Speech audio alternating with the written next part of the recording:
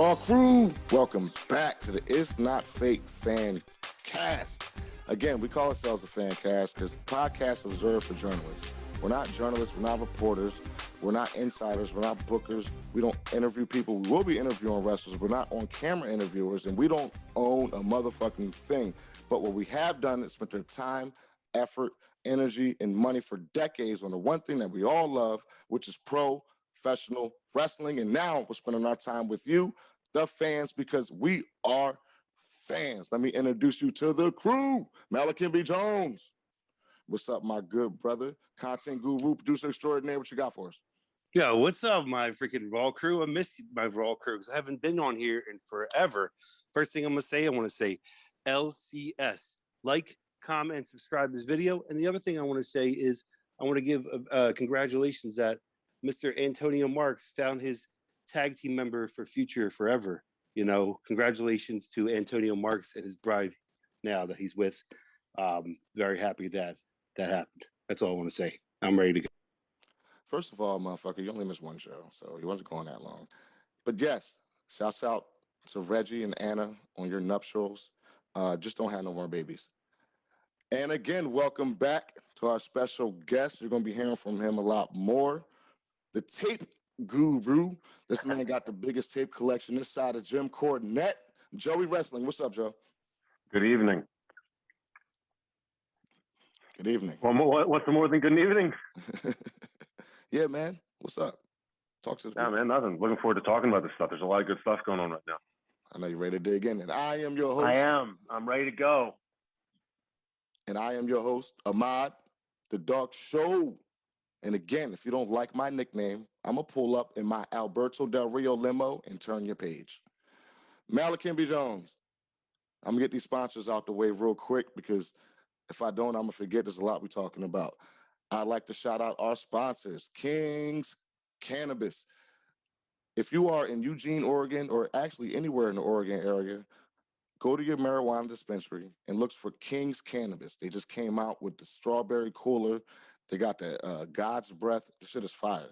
So if you're in Oregon, King's Cannabis, shouts out to them. Malachi B. Jones.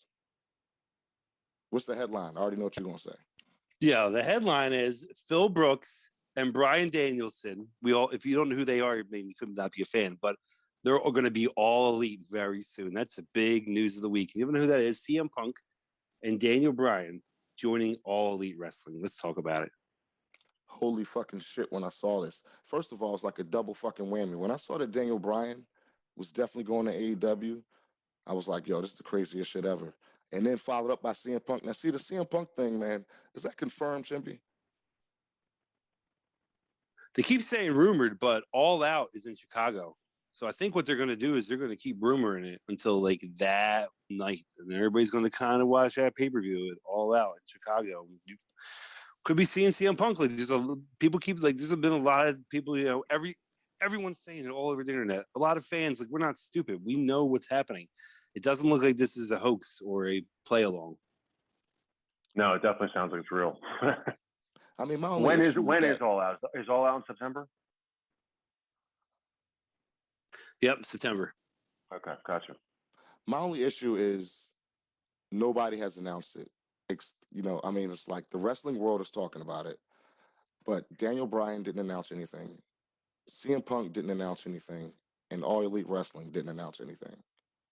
Even though it looks like all the shit is confirmed, I definitely believe Daniel Bryan is there, but I don't want to get my hopes all the way up just yet because nobody's announced shit. But where's this information coming from? Does anybody know where it leaked from? I don't know. Because that's the issue. Like, where's the source of this? Brian Alvarez said that they know they've been in discussions for a while with both guys, but no one from AEW has confirmed to him that anything's official. That's what Brian Alvarez said. He said that after the fact, people from AEW will tell him what went on, how things happened, everything like that, but not usually before anything happens. So that's what Brian Alvarez said. And that's one thing I got for you. Meltzer said something pretty similar.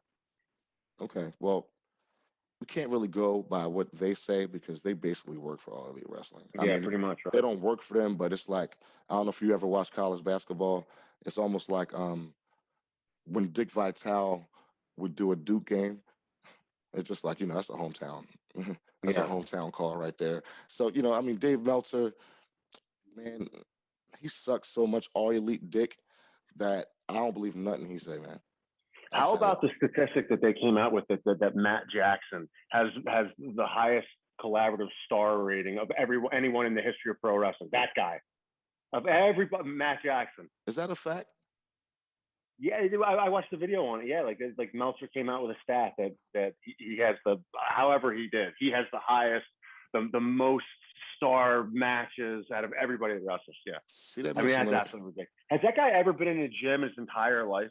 The bald one, the young buck, whichever one that is. See, So that makes me want to that makes me want to do a rant. See, the rant is not on our show's format today, so I'm probably not going to do this rant right now. But the whole Meltzer Young Buck thing, the whole Young Buck popularity, again, to me, the Young Bucks look like 2/3 of the Riot Squad. But we're not going to talk about. I don't want to go there. Let's stay with the topic at hand, which is Daniel Bryan and CM Punk. So okay, let's move forward. Let's just move forward as if both Daniel Bryan and CM Punk are All Elite.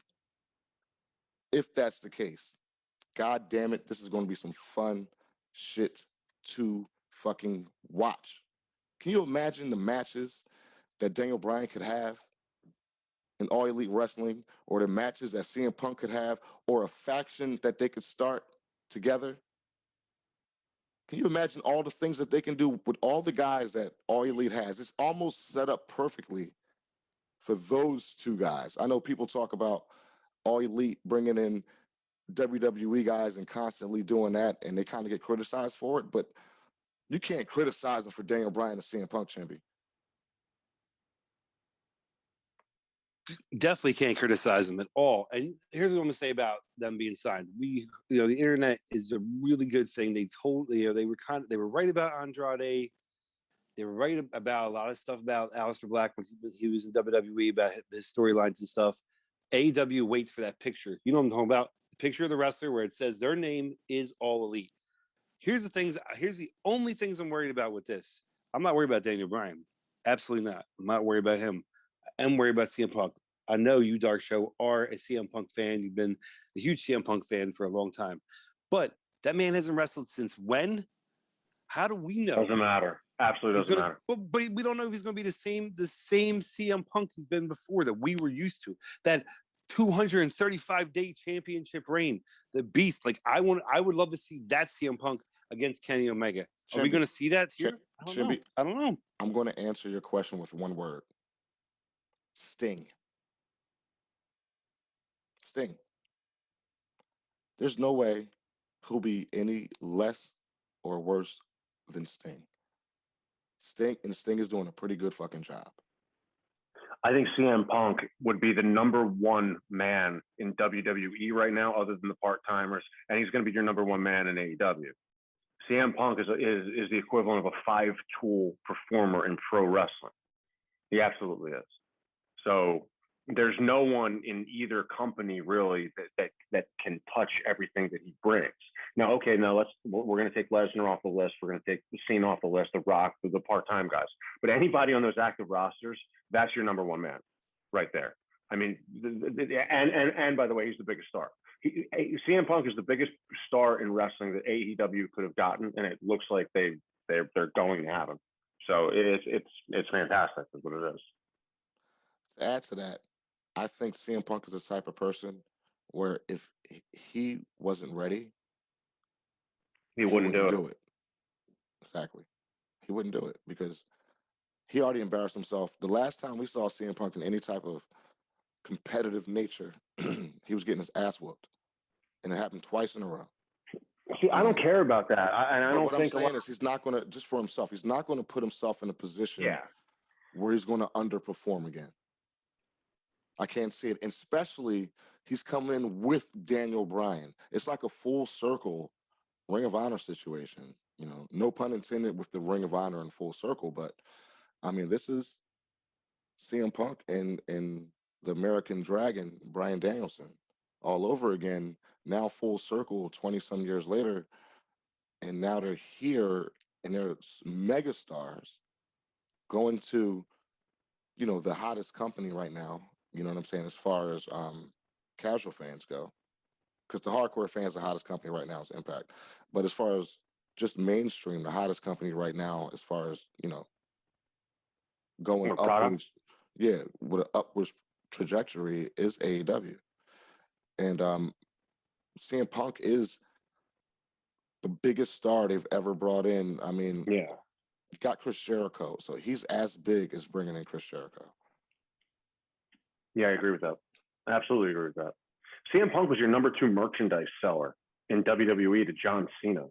And there was some story that they weren't bringing as much Punk merchandise here and there. So it was kind of a little bit skewed towards Cena. But either way, you know, I mean, CM Punk is a big star. That man had so many T-shirts. I mean, and they were all fantastic, except for the yellow GTS one. That was ugly. He did that on purpose. He did that on purpose because they said they wanted a shirt, and he didn't want to put a shirt out because he was a heel, and he was like, okay, we're gonna make this as ugly as possible. The ugliest fucking shirt. I have one of those. The I have yellow all one, of yeah. CM Punk's WWE shirts, by the way. I'm not discrediting his shirts and how popular he is. All I'm saying is, when's the last time he wrestled? It was a long time ago. There's a thing called 2014? ring rust and all that. You know, that's a long time ago in wrestling. We've seen ways. Like, look guys at some of come these back. people. I mean, we've seen Ricky Steamboat come back and have 2 great matches after Yeah. 30 years. Yeah. True. You're right about that. True. Well, hopefully, I'm hoping that CM Punk is still CM Punk, and I'm hoping that the second thing is AEW. AEW hasn't really made any bad mistakes, anything that could really hurt him, but don't become WCW. Don't get these guys, they're all here with great contracts, and just ruin them. Become better than that. That's all I'm going to say about that. Well, the company that ruins a lot of talent is WWE because they just misuse everybody. As far as Punk and Daniel Bryan go, the only question I have about either one of those guys is because the quality that of their work is excellent. They can both talk. They're both charismatic. They're both great in the ring. The only thing that I have questions about, and sort of we need, it remains to be seen, is what these guys, if they bring them in, which it looks like they will, what those guys will mean for ratings, for business, for revenue. That's my one question. And I'm not saying that they won't improve the business. I'm curious to see if the ratings go up, if more tickets are sold, however it affects their business. That's what I'm curious about, because the business has definitely been on a downswing for a little bit. So I'd like to see if those guys move the needle in terms of rating, ticket sales, everything like that. So I'm gonna touch on something you both said. First of all, Chimby, yes and no. So I'm a agree and disagree with you. We don't need to see this CM Punk. We do need to see good product from CM Punk, but we don't need to see the old CM Punk. We need to see an evolution of CM Punk, because what made Chris Jericho great was his ability to adapt and evolve as he got older, and as his body got older, he was able to cover that up with character and gimmick shit because he's that good. Now, what I want to see is to see CM Punk be that good, be Chris Jericho good when it comes to adapting and evolving, not just only with the times, but with his age. You know what I'm saying? So I'm gonna say that He's very about that. Ahmad. He's very smart. He's a very smart guy, and he's Right. a wrestling fan. So I think he knows that. And the second thing, what Joe said is, with the live crowds now coming back, and with people knowing that Daniel Bryan and CM Punk could possibly be in the show, man, they're going to sell so many fucking tickets just off the strength of the rumor of these guys potentially appearing anywhere. Like, so they put out their tour. People, when they heard about Daniel Bryan, that's going to sell tickets. Now you add CM Punk, man, their revenue is going to fly off the table, and their ratings are going to go through the roof every time those guys are even threatening to be on the show. Every fucking Wednesday, if you got CM Punk and Daniel Bryan, man, that's ratings, period, especially in another atmosphere against other guys. And that's what I want to get into. Their opponents. So say they come in, say they start a faction. Do you push these guys to the top? I mean, are we looking at Kenny Omega? Do they start a faction to go against the elite? Do they come in as faces? And it's Daniel Bryan and CM Punk and two other guys or whatever it is, three other guys. And they go at the elite as faces who are, because the elite is heels right now. Do they recruit a guy like Adam Page into the faction because Adam Page is in no man's land right now? Like, there's so many different fucking things that they could be doing. Do they come in and do they fight each other? Do they come in and establish old beef, or do you put them up against guys like Moxley and who's my man name? Oh shit, his name escapes me. The guy who just joined up with Moxley after feuding with him. Oh, Eddie Kingston. Eddie Kingston. Imagine that, man. CM Punk versus Eddie Kingston. I mean, just the microphone work alone is gold. Yeah, absolutely. He's just a fantastic talker, that guy. Who's better? Who's better in wrestling right now on the microphone except for Chris Jericho? Who's on the same level? It's Jericho and CM Punk, and then Cena and Paul Heyman. But Punk's up there. He's in with the top guys. Absolutely. They can use Punk in so many different ways. Yeah. They can use Daniel Bryan. Daniel Bryan wants to wrestle. Mm-hmm. We all know that. We all know that man wants to get his title match against Kenny fucking Omega. That's going to happen. We're going to get Bryan versus Omega for the AEW title eventually. That's worth every bit of watching Dynamite, every ticket sale. That's worth watching, getting CM Punk back in wrestling shape. We'll wait. You know what I'm saying? He's not going to just jump in and have a 60-minute match. Man, I'm gonna DVR every show. I'm gonna watch everything. That's Everybody for sure. is. Absolutely. Wrestling's going to be hot because of this. Have you guys watched the Best in the World DVD the WWE put out about Punk from whatever year it was? How great is that DVD? Absolutely. Man? I mean, if you want to CM Punk refresher course, you go back and watch that. That is a fucking awesome DVD. That guy's great. Absolutely great, man. Yeah, I spent years going to WWE shows wearing the CM Punk shirt after he left. Every time we went to Raw, every time we went to SmackDown, I wore a Punk shirt. Because I heard, this is the reason why. I actually heard if you wore a Punk shirt and they saw you, they'd make you take it off and give you a free T-shirt. So I was hoping to get a free fucking T-shirt out of it. But that's great. I heard the same thing. Right, but it never happened. But I just always wore a Punk shirt, and I will continue to wear Punk shirts to WWE. You know what shirt that escapes me? Do you remember right before the pipe bomb promo?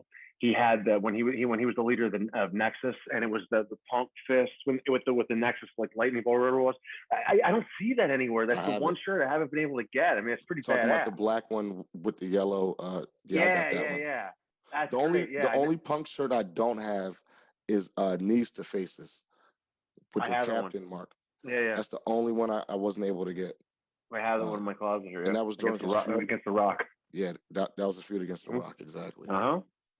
So, that was some good shit too. Both of those guys, I mean, you could pit them against each other. Obviously, I think they're going to start in a faction of some sort. They're going to go against the elite because who else are you going to put them against? The Dark Order? I mean, like, you're bringing in Daniel Bryan and CM Punk. Don't waste their debut. Let them go straight at whoever is the top guy. You have to. Or you put them against each other. You debut one and he gets attacked by the other. However you do it. Do it right. And I have all faith that Tony Khan and AEW will do it right. And it's going to be a very interesting rest of 2021 now with fans, with a live tour on both shows.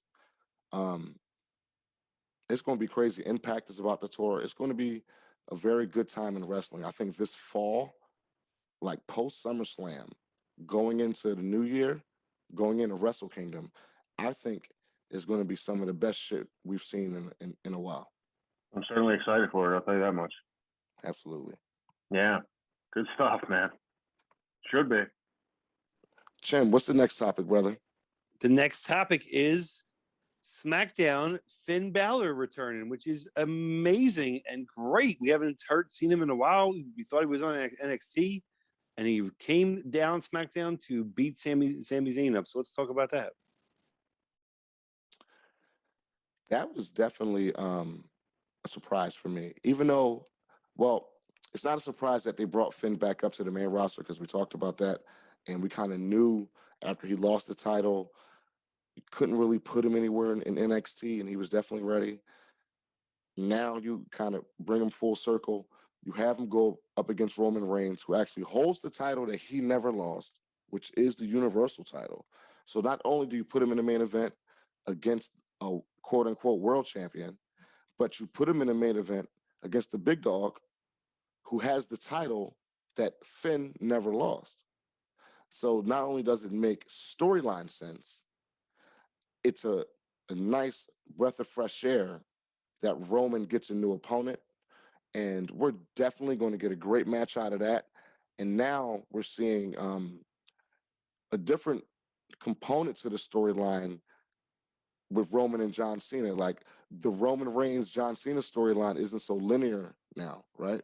Because we thought it was straightforward. John Cena challenges Roman Reigns, he accepts, and they fight at SummerSlam. Now there's these different components. I believe Roman Reigns rejected John Cena's challenge or something like that, right? And then Finn Balor shows up. He fucks up Sami Zayn, which I feel bad for Sami Zayn because he's the modern day kind of jobber. You know what I'm saying? But he's like a gatekeeper to get a guy over. But still, it was good to have Finn in there. I don't know what we're getting from Finn. I don't know if we're going to get a demon. I don't know if we're just going to get dog food, basically. Are they just feeding him to Roman? But it's a nice component to add to SummerSlam. And maybe John Cena isn't in great wrestling shape. So maybe we see a triple threat match where they protect John Cena and keep the belt on Roman. So Finn might be there to get pinned. I ain't mean to rhyme that, but Finn and pin does rhyme. So there's a couple scenarios. At least when you add Finn to the mix, you know you're going to get a good match, Chimpy. I mean, Finn Balor is one of the best wrestlers in the world. Absolutely. Like, if you don't believe that, something's wrong with you. Like, he's insane. Like, he's an amazing wrestler. He doesn't know how to talk on the mic, even though he has an Irish accent, which is really good. He doesn't have as thick an accent as Sheamus does. But here's what I think about this: you grind this out. That's what you do. You have little shots, especially on Friday I think it was last Friday actually. Finn Balor did see Roman Reigns. They had a little altercation, but you grind this out. This is your WrestleMania main event for next year. You have The Rock at Survivor Series against Roman Reigns. Maybe Royal Rumble, Roman Reigns and Rock fight again. He gets the belt back. Then WrestleMania, Finn Balor and Reigns. You grind it out. There's enough people on SmackDown that Finn Balor can beat. Plus, Stop. Bro, are you kidding me? You're going to put... You're a funny boy. So you're telling me they're going to have Roman Reigns versus The Rock at the Rumble and then have Roman Reigns versus Finn Balor at WrestleMania? Are you fucking joking? Absolutely. You know damn good and goddamn well the money is Roman Reigns versus The Rock at WrestleMania. You know good and goddamn well. But that's not what they're talking. He's not coming to WrestleMania. He's wrestling at Survivor Series because I've already seen all the things they've been talking about. That's when he's coming back at Survivor Series. You think so? We'll see. We'll see. But I think that could be. Why would he come back and it's not WrestleMania? Doesn't make sense, man. Look. No, it definitely doesn't. He might come back to Survivor Series, but they're going to fight at WrestleMania. I'll bet money on it. All right. I bet you $100. Well, either way, I think you grind this Finn Balor thing out, even if not. You don't have him wrestle at SummerSlam. You protect John Cena. You wait. No, you protect John Cena. Use Finn Balor to, number one, take the pin for Roman Reigns. Number two, just in case John Cena feels like he's going to blow up during the match, a 25-minute match or whatever it's going to be, he can take mad rest during the match while Finn Balor goes to work. Well, he's been working house show matches, and he worked the dark match after Raw. I think he's wrestled a bunch of matches. Yeah, he's been wrestling like the dark matches for the past week since he came back. So he's obviously trying to, or making sure he's in ring shape or whatever. Maybe he is, maybe he isn't. I don't know. But either way, I mean, Finn Balor's in the mix. We don't know where they're going, whether it's going to be a match before SummerSlam with Roman Reigns, or it's going to be a match like a triple threat situation at SummerSlam with John Cena. So I think either way, we're good to go. Another thing I want to touch on that people aren't talking about is Bianca Belair is doing the damn thing. She beat Carmella for the championship on SmackDown. I thought that was great. I mean, she's almost like nothing like we've ever seen athletically from a female wrestler, a women's wrestler. I'm sorry, because females are reserved for animals. Um, on a women's wrestler, she's looking like, she's entering her prime, it looks like, and her peak. She's not even there yet, but she's like getting better and better and better and better. Her character, I love her character. Um, she looks great, like, just as far as physical looks, and her in-ring work is phenomenal. So, I mean, but nobody's really talking about her for some reason because people always complain that the women's champion can't wrestle or the women's division is this. And what Raw is doing is annoying as fuck, and we'll get there later. But what Bianca is doing is holding it down on SmackDown, yo. What you got for that, Joe? I like Bianca Belair. I think she's great. I like a lot of the women, actually. I just think the women's division is overdone. I think they're getting too much time. I think too much attention is nowhere. There's too many women's segments. I know too many people that are big wrestling fans that just say that as soon as the women come on, I change the channel. Like it's just too much. And I don't like being that way, but sometimes I feel that way myself. Like I think a lot of the women are really talented. I think I've said Alexa Bliss is fantastic. I love Paige. I thought Paige was a better actress and a better pro wrestler than a lot of the men. And I feel that way about a lot of the girls, but just sometimes it's way too overdone. Too many women's segments, women in the main event, women. It's just too much. And I think that's what hurts people's perception of the women. I think that's what it is. I think it's just too much. I understand it. I'm not against it. Just too much, in my opinion. That's what I think. Maybe. I feel completely different about that. I first of all, talking about Bianca Belair, I was going to talk about her first. I think she's amazing. I think she's going to be the level of Trish Stratus. She's going to be one of those stars. She's going to be a Hall of Famer, in my opinion. I know it's a little early to say that, but I think she is. And I loved that Friday night they had the wrestling match at a festival, at a concert. It was basically they had them on stage in front of all these fans, which is great because if you think about it, a lot of these people were just going there for the music. They're not going there for wrestling. So they're seeing Bianca Belair, who is, an amazing star and extremely athletic and great. I think the issue is they do have a lot of talent in WWE. The problem is they don't know what to do with it. And I think the other thing is when they do try to do something with it, it becomes very goofy or silly, or it just doesn't work and it falls flat. Sometimes things work out really good, Sasha and Bayley. Sometimes they don't work out, with the example of what's happening on Raw right now. But yeah, Bianca Belair, Bianca Belair, I think it's going to be a star, and no matter what, there's going to be a draft very soon. No matter where she goes, she's going to be a champion and be a star. Now, let me say this.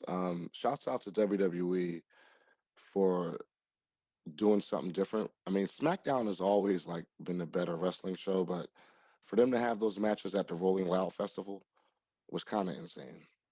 Have you seen anything like that?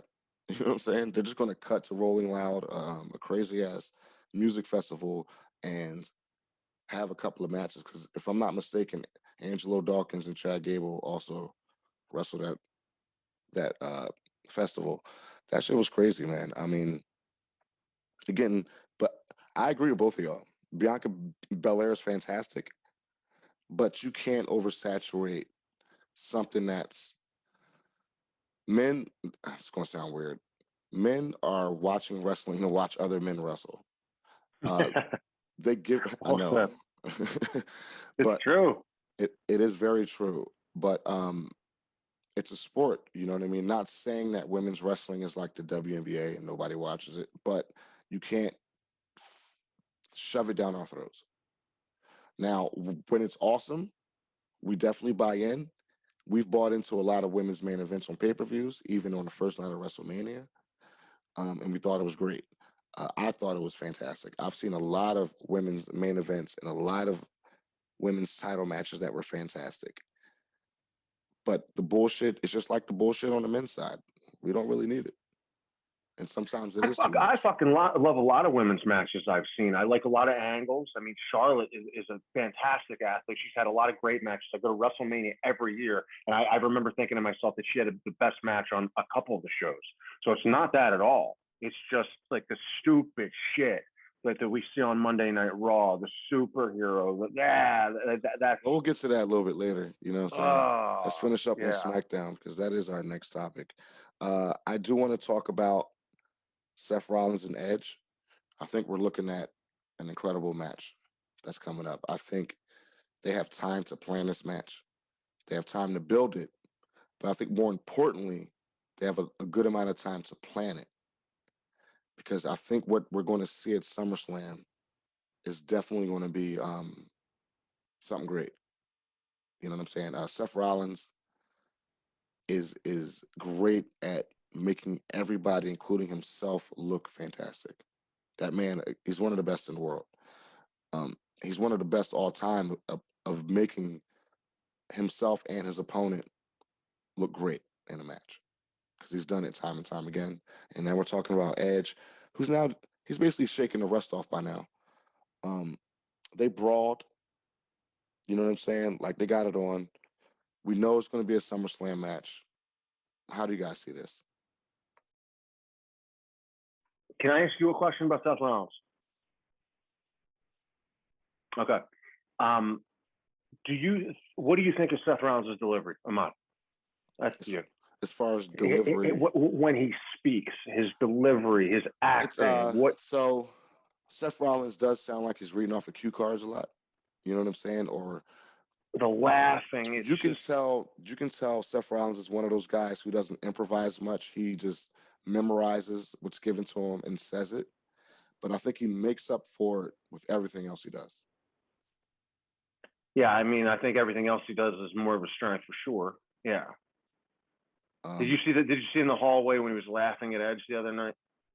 Yeah, I mean, he has his moments. But I think when he's at his best when he's being a douche, because that's believable, and it kind of works with his voice, and he's annoying.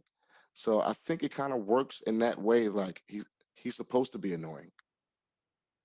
You know what I mean? Almost like Jeff Jarrett. Like Jeff Jarrett, like I never met a fan of Jeff Jarrett.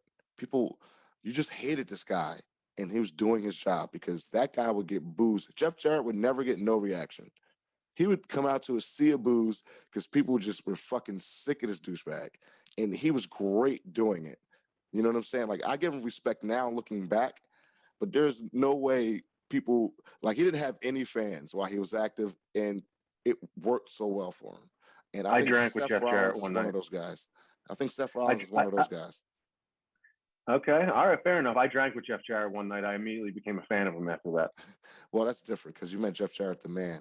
You know what I'm Yeah, saying? he was great. He was absolutely great. But yeah, that's what I about Seth Rollins. Yeah, I mean he's great in ring. He can work. I just think some of his acting is just it's just cringeworthy. But like you said, that's just, he makes up for it in other areas, and I would have to be there because he's a talented guy. And like I said, like he's such a Chad. It's like he's supposed to sound annoying. Like, you know what I'm saying? Like he sounds like that, right? It's like, shut the fuck up, dude. But he won't shut the fuck up. You know what I'm saying? So you want to boo him, but you want to watch him because he's a hell of a performer. You know what I'm saying? I said it once, I say it 1,000 times. Seth Rollins is the closest to an in-ring performer that we have compared to like Shawn Michaels. He's like second generation Shawn Michaels type guy in the ring and on the big stage. No matter if it's in the middle of the card or the main event, that guy shows up to work and puts on the best match of the night every time. He's a triple threat guy. That's what he basically is. He's a guy that can wrestle, talk on the mic, play his character, do everything. And he doesn't have a crazy character. He's Seth Rollins. Easy. All I want to say is the SummerSlam card is looking very legendary right now. Like these matches, we're going to look on this later in like 5 years from now and be like, wow, this was a really good card. I think this is going to be the first match out of like a set of 3. I think they're going to have like a few matches, Seth Rollins and Edge, because Edge ain't going to really wrestle anybody else, and nobody's like Roman Reigns again. No, like just have a few matches, Seth Rollins, and maybe like go to Raw or something during when the draft happens or whatever. But I like Seth Rollins a lot. I think he's really like one of the top guys on SmackDown, and he's one of the top guys in the company. He can still go. great on the mic, and everyone, he does beat a lot of people, but everyone that's in the angle with him, he can help push them to the higher level. He almost did that with Cesaro. For some reason, they have an issue with him, but Cesaro could be a champion someday, And Seth Rollins helps that. He's Seth Rollins. If you were gonna start a wrestling company, that's the guy you would want to have out of anybody else. That's the guy you want. One more thing before I get into a quick 10-second rant. What do you got? What did you guys think about the debut of Tony Storm? I love Tony Storm. Tony Storm's amazing. I was happy that I'm happy what they're doing. What they used to do after Raw, I think it was like the night after Raw or the SmackDown after WrestleMania, the night after WrestleMania, excuse me, the Raw after WrestleMania, they would debut like 5 guys, and that's just like kind of throwing a lot at fans. You got to kind of be like, whoa, whoa, whoa. It's kind of like, it's surprising, but you can put other surprises out there. I like how they're drastically doing this, like taking their time. Like they debuted Tegan and Shotzi. Now they're doing Tony Storm. They're going to take their time bringing these guys in for NXT. I think they're seeing that the way they've been rushing people with the last group, Keith Lee and Matt Riddle, it didn't work out for some of those guys. This taking their time will help people out. And I think Tony Storm's going to be great. I think that's who is Bianca Belair's next feud. That's a good point right there. All right. Joe, you got something for that Tony Storm shit? No, I'm in agreement. I don't need to repeat that. I'm with you. All right, so this is what I want to get into real quick. So Jimmy Uso beat Dominic Mysterio. So I didn't touch on this when we did our Money in the Bank review because I didn't feel like it at the time. But what type of message are you sending when Jimmy Uso gets into trouble again after coming off an injury, after signing a big contract? He gets in the same amount of trouble that he did before. Now it's probably going to be worse because it's a second DUI. What message are you sending by giving him the tag team titles and he's not in the doghouse? He won, he beat Dominic. So he's on a 2-match win streak at least. And he's one half of the tag team champions. So what happens when another guy gets a DUI in the company and they fire him? What type of nepotism message is that? And I'm about to say Spawn. And Joe, did I explain to you what Spawn is? You did not. So we know that family gets certain privileges. So we call it Samoan privilege at work, nigga. Okay, Spawn. gotcha. All And right. that's no diss to Samoan people because I love Samoan people. I love Samoan wrestlers. I have an ex-girlfriend who's Samoan.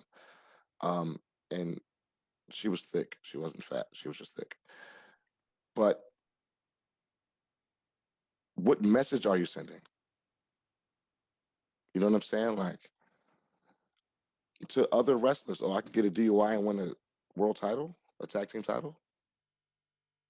I can, like the next guy who fails the drug test is basically getting fired. The next guy who gets a DUI, if you're not a certain level, you're getting fired. So I don't understand. I mean, I'm not saying don't give him the belt. I'm not saying, don't continue a storyline, but punish this man somehow. You're just going to let him do this? And I love the Usos. But what I don't love is nepotism. And shit that's unfair because you can't do this to one guy and then the next guy who does it, he gets a different treatment. Especially when you just re-signed for like $750 a year. Especially when you've got caught with a DUI before and fought the fucking cops. And then your ass get injured. And they worked a storyline around your fucking injury. Your brother carries the fucking load for you and your cousin to a more greater extent. Then you come back from your injury, they throw you in a storyline. Your ass already sucks on a microphone because you're rusty as fuck. You're rusty in the ring. You look out of shape. And you get another DUI. And they hand you the belt. So if you're Jimmy Uso, what, you think you can just do anything? You're invincible? I don't get it, yo. Y'all got anything for that before we move on? Yeah, I do. I feel if, out of all this, I think I feel bad for Jey Uso out of all this stuff because Jey Uso has been working his ass off, working, not getting in trouble, doing everything that he's supposed to do, basically. And his brother goes out there, does a dumbass thing, which is just reckless. Like he's been doing this over and over. It's like, man, you have a wife and kids. Like, what? Like that's the thing you should be looking at more. It's like your job and everything. I understand, but then WWE, it's like this is bad. In my opinion, this is bad business practice because now you're just showing like it's okay for someone else to do it, no matter who it is. Because if that person, if I was somebody who worked for WWE, he's like, oh, you got DUI, you're going to get fined. I'm like, oh, what about him? He didn't get fined. Why is that? You know, what's the reason for that? So it's just this is just messed up. And if anything, I'm hoping that something is learned from all this. I don't know what kind of lessons it's going to be, but it's just this is just upsetting. And it's just like, man, learn your lesson, please. Joe? I'm kind of surprised. I'm kind of surprised he hasn't been reprimanded yet, at least from what we know. I mean, Roman Reigns got popped for whatever it was a couple of years ago, and they actually suspended him. You would have never seen that come. If that, I don't know. I kind of want to wait and see what develops, if anything comes out of it, if there's something we don't know. Because like if they're going to suspend Roman Reigns when he was the champ after WrestleMania, I think it was, I'm really surprised that the Uso brother, nothing's happened to him. Exactly. Okay. So, well, what else happened on SmackDown? Not much. Again, debut of Toni Storm. I think Toni Storm is going to be Bianca Belair's next challenger. What's going on? Just real quick, what's going on, Baron Corbin, with the storyline about him spending all this money and he's like broke now. He's like paycheck to paycheck, and he's all like sullen and sunken. Have y'all caught on to that? Have y'all peeped that? I saw the video and an article about it, and I thought it was a riot. That's what I thought, because he's a guy invested in Bitcoin. I was making 20 grand a week. Now I lost the king. I'm not the king anymore. It's like I can't even pay for my car. Like just what I read was really funny. So I'm actually interested in it. To be honest with you, I've never. It's subtly a very good storyline. I think that like where it's going, like that's a really unique and good idea that can definitely, I think, get him over down the road. And they're doing it real subtly too. It's kind of cool how they're doing it. And and you're right. He's a good guy to do that with. They actually have a really good idea there. So I'm interested. I want to see more. I definitely think he could pull it off. So. And while we're still on SmackDown, I think Dolph Ziggler and Bobby Roode are being wasted, like to the point of it's laughable. You already wasted, I think, Dolph Ziggler's best years. I mean, here you have a guy that's every bit as good as a guy we were talking about on the pre-show, Joe. He reminds me of Kurt Hennig so much, not just the way he sells, because he definitely sells as good as Kurt Hennig ever sold. But this guy is great everywhere. I talked about Seth Rollins being kind of like Shawn Michaels. Well, Dolph Ziggler is definitely kind of like Shawn Michaels, but he's like a combination of Mr. Perfect and the showstopper. And why isn't this guy at least on some kind of mid-card challenge or champion? Because he's a main eventer. I understand how they do, right? So they don't know how to fucking do Cesaro. I understand that. And Cesaro is not great on the microphone. The whole accent thing throws him off. Dolph Ziggler doesn't have that problem. Dolph Ziggler is a fucking comedian in real life. He's obviously good on the microphone. Why are you not giving this guy a chance? You're wasting his best years. Every time I see Dolph Ziggler come out and get beat up, or they're just using him to further somebody else's storyline, or it's like some filler shit, like just fucking let him go. But that's on Dolph, though. Dolph likes making money. He likes the money he's making, and he's willing to do whatever they ask of him. And it doesn't look like he makes much of a stink. Or when he did make a stink some years ago, he talked some shit, and he's been buried ever since. So I don't know if that's still stemming from that, but that shit was like 7 years ago or something like that. So I don't know what's going on with Dolph Ziggler. And to a lesser extent, Bobby Roode. Bobby Roode in NXT was on top of the fucking world. You bring him in. He has probably some of the greatest music in wrestling history, and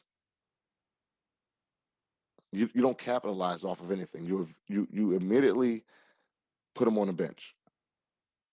I don't understand what they're doing with these two great guys, but I think it's a fucking travesty. We should do a top 10 of guys that they absolutely ruined or misused, or top 5 in the past 10 years, because who didn't they ruin? Who didn't they ruin, really? Like Braun Strowman, Bray Wyatt, Elias, Ryback. I could go on and on for hours on this topic. They just ruin everybody. And only when, like, once in a while do they decide to start doing things right. And you can see that they can sometimes. But I mean, like I said, who haven't they ruined the past 5-10 years, even longer? So both those guys are on that list. I think Big E is going to hold that Money in the Bank briefcase for a long fucking time, by the way. I know he came in to cut a promo and obviously got interrupted by like 18 dudes, including Dolph Ziggler. But I think Big E is going to not cash in. We're not going to see him cash in at least until the Rumble or past the Rumble. That's my opinion on that. Roman Reigns is busy. I think the end of WrestleMania could be a New Day celebration in the ring. That could be amazing. Think about it. Roman Reigns, say he loses a Rock and then wins back the belt from the Rock at WrestleMania, like something like that does happen. And then Big E cashes in immediately after that, and you got Kofi and Xavier coming out having a big party at the end of WrestleMania. I think that's how he cashes in. That's how he's going to do it. I wouldn't mind that. I wouldn't mind that at all. Now, let me ask you this, though. Is Big E able to cash in on both shows? Or no? No, right? No, it's only the one. You can only the show you're on.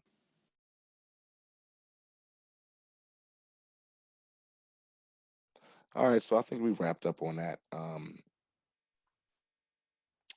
SmackDown piece. Let me see what else happened on SmackDown. Yeah, I think that was it. Again, Angelo Dawkins and Chad Gable, they had an okay match on Rolling Loud. Again, shouts out to WWE for, getting with something that was popular and mainstream and getting a product in front of people who never watched wrestling. And I think they did it with the right people, especially with Bianca Belair and Carmella for the match, for the championship match. But also when you add in a guy like Angelo Dawkins, and I see why they used him, because it was a music festival and he's like a hip hop character, you know what I mean? But he's a cool hip hop character. He's not like R-Truth, almost like a clown or whatever. But I thought that was cool for them to do that, because I was not expecting that. I'm not really hip on a whole lot of social media, but I didn't hear about that. I didn't hear that they were going to do a combination with Rolling Loud, and I thought that was awesome. So that wraps up SmackDown. Let's get into Raw, Chimby. What's the main thing that happened on Raw? Let's just get right to it. Let's get right to it.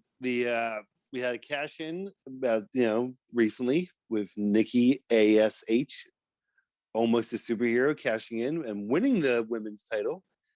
And then this week, the end of the show saw Charlotte Flair basically beat the crap out of her, and they announced that they would be fighting in a championship match. So let's talk about it. A couple things. You just gave Nikki the pop of her life. She cashed in. She won the title. The very next time we see her, she's a jobber. Charlotte ran through this bitch like, now we're Eagles fans, right? So y'all remember when Sheldon, Jimmy, help me out. I know you're talking about Sheldon Brown. Sheldon Brown ran through Reggie Bush like a box of fucking cardboard, right? Charlotte Flair ran through Nikki like Sheldon Brown ran through Reggie Bush. That shit didn't make any sense to me. And then, second thing I want to get to, because of this, obviously, the way they booked the match, Charlotte Flair not only beat the champion, but she gets another title shot at another pay-per-view and another triple threat match with none other than Rhea Ripley. They just replaced Asuka with Nikki. We've seen this fucking movie already. This is like watching Fast and the Furious 5 or some shit. Like, all right, we've seen this again. Now it's time for y'all to go to space. Y'all not going to space with this. You guys are still racing streetcars. This is annoying as fuck. It's more annoying that Nikki got her ass whooped the way she did, to me. Because have Charlotte defeat Rhea instead, right? Because Rhea deserves a rematch no matter what. She lost her belt, so she's entitled to a rematch. So Charlotte is also kind of entitled to a rematch because she got cashed in. So announce SummerSlam, Nikki versus Rhea, and then have an angle where Charlotte fights Rhea for a spot at SummerSlam. I'm cool with that. And don't even give Nikki a match this week. Let her come out and cut a promo and let the crowd absorb her. But how's the crowd supposed to get behind her now? And then the third thing is, what the fuck? Like I just said, we're getting another triple threat match with Charlotte and Rhea. We know what's going to happen. We all know Charlotte is going to win the match. Look, if Nikki wins the match, then I'm fine. I'm good with it. But if Charlotte wins another title, what was the point of Nikki winning the Money in the Bank and cashing in? Joe, what you got for that? The WWF beats their champs on TV way, way, way too much, and this is another example of it. I mean, bottom line, there you go. I mean, I think this was something very exciting to see on TV, to see her cash in the briefcase and win the championship and everything like that. But here's the thing about this. This is the problem. They just ruined a lot of things just so Charlotte Flair could win the belt 3 more times and tie her dad. They just ruined all of Rhea Ripley's momentum. She's done. She's going to probably go to SmackDown and be a jobber and probably be released in 2 years. They just ruined Nikki. Because here's my thing. Okay, you want to make her a superhero and a gimmick and everything? Cool. Get her over. Do some cool things. They've done nothing. They've come out and made her be like, yay! What? She's not jumping or flying or anything. Like, not Same any little stupid, thing. You know, you deserve nothing. it bullshit that everybody does. I think that they really could have got more over doing her old gimmick. What was her old gimmick? She was a Tasmanian type devil woman who would come out and just beat the crap out of people. She could have cashed in the briefcase that way, and this would have actually helped her career. Instead, they ruin her now. This is all for Charlotte Flair, and it's sad to say they're trying to keep her contained. They don't want to lose her to AEW because that is a big thing. If they lose her to AEW, they're worried then. But all this is so, hey, Charlotte, you tied your dad now. They just ruined basically 2 people's career, in my opinion. They ruined Rhea Ripley and they ruined Nikki just for one person to get the belt 3 times. Come on. That's just embarrassing. Now, I'm going to say this. I'm going to preface my statement with this. I do think Charlotte Flair is the best female wrestler of all time. But just like her dad was able to step away from the title and still be great, they need to step Charlotte away from the title because she's so over. She can just go into a storyline without a belt and get over. And you use that belt to get other people over. They do it on SmackDown. They did it with Bianca Belair. They were supposed to do this with Rhea Ripley. Rhea Ripley is over, but you can't keep beating her. Charlotte can't keep beating her. Now, if you can take Charlotte away, turn her face, and have her get into some freaky shit with Alexa Bliss, people would watch that shit. If Alexa Bliss was like tormenting Charlotte and doing all this wild shit to her, almost like with Jake the Snake and The Undertaker did the Ultimate Warrior, kind of. That shit would work, right? You take her away from the belt and you get other women over with the belt because you're not doing anything for Charlotte's career by keep giving her titles. She's already skyrocketed to the top of all time. So your job is to bring other women up to match that. And the way you do it is you stop giving her this fucking belt because we know what's going to happen at SummerSlam. And that kind of bugs me a little bit.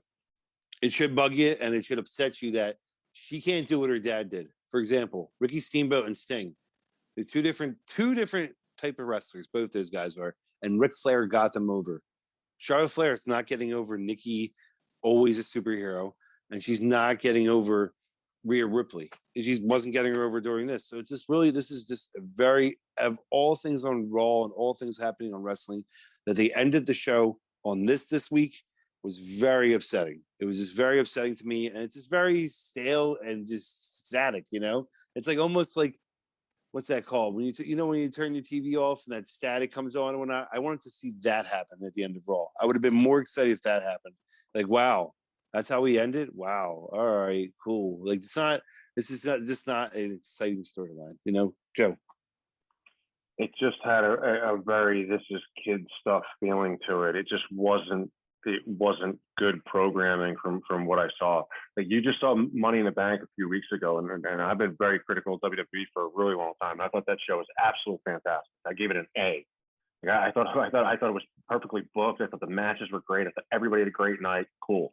And then you come back 2 weeks later, whatever it is, 10 days later, and you have a Monday Night Raw that's that bad and that different than the pay-per-view. It's just like, oh man, how can they put two shows that one was so good and then something like this that was so bad, so close to each other?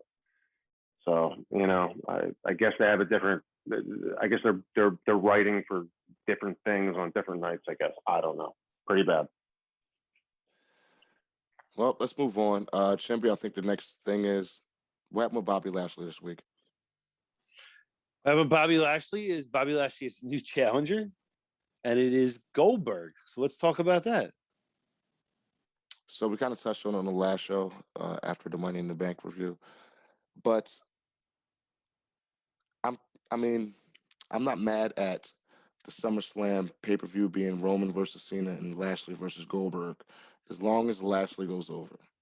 I do not want to see them put the title on Goldberg because, like Joe made a point, they've beaten Goldberg so much that if Goldberg beats Lashley, that buries Lashley. So they've beaten Goldberg. It's like buyer's remorse with Goldberg. It's like, now what do you do with him? You didn't beat him to death. You didn't ruin storylines with him, like with Bray Wyatt.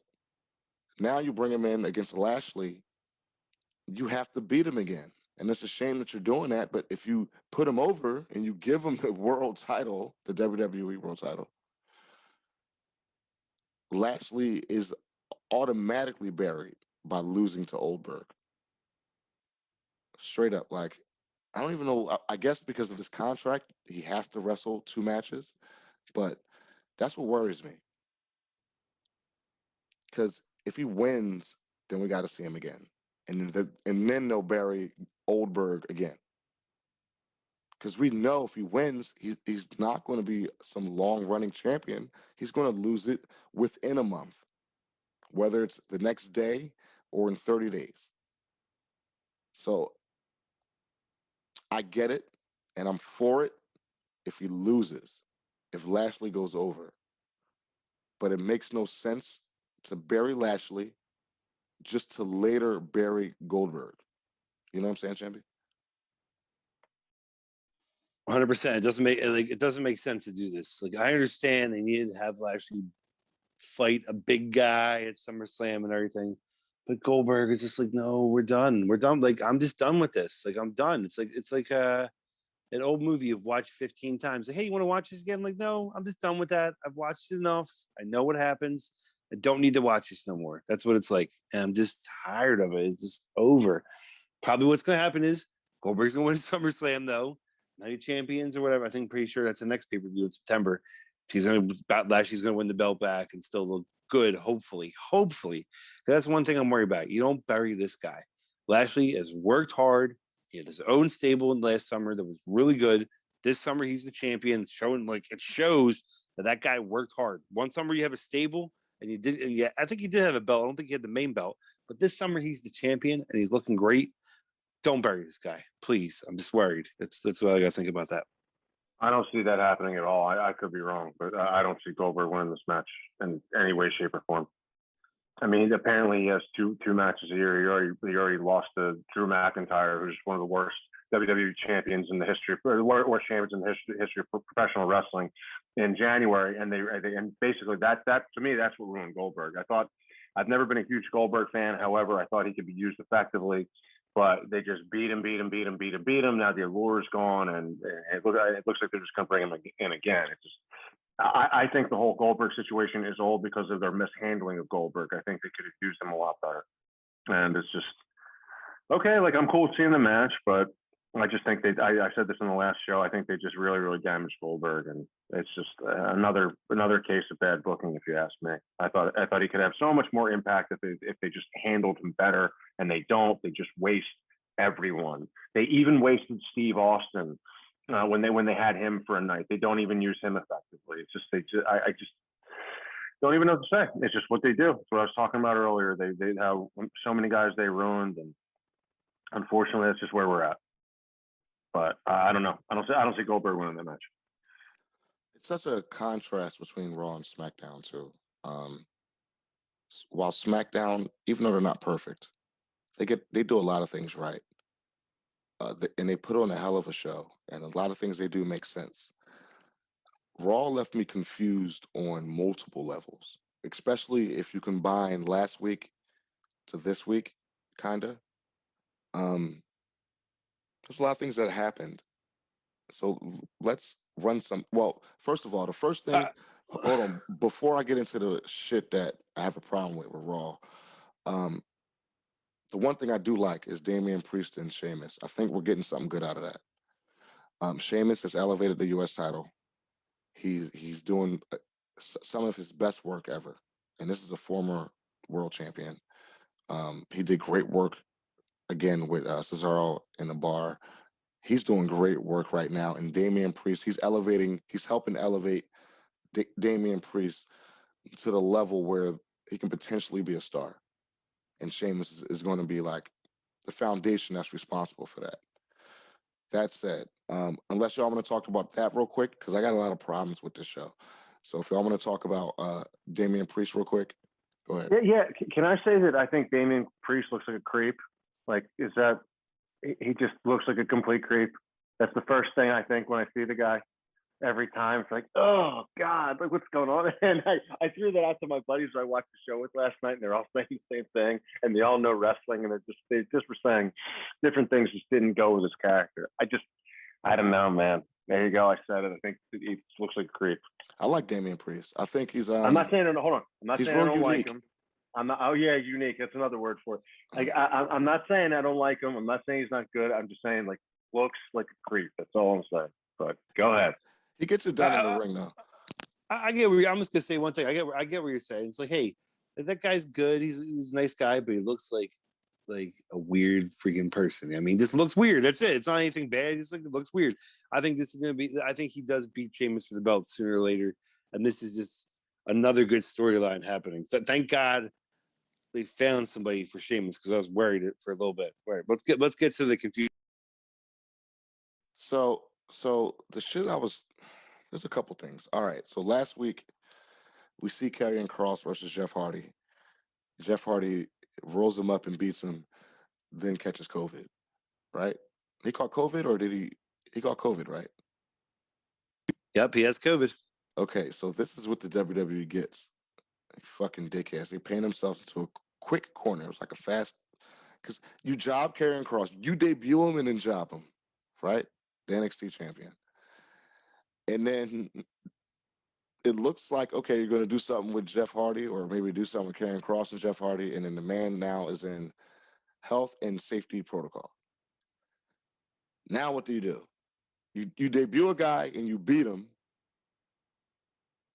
Now you got to like fix that shit somehow, because the guy that you had beat him can't wrestle. They can't carry on any storyline. We can't have a rematch. So what do? They just buried a guy last week, so use that guy, right?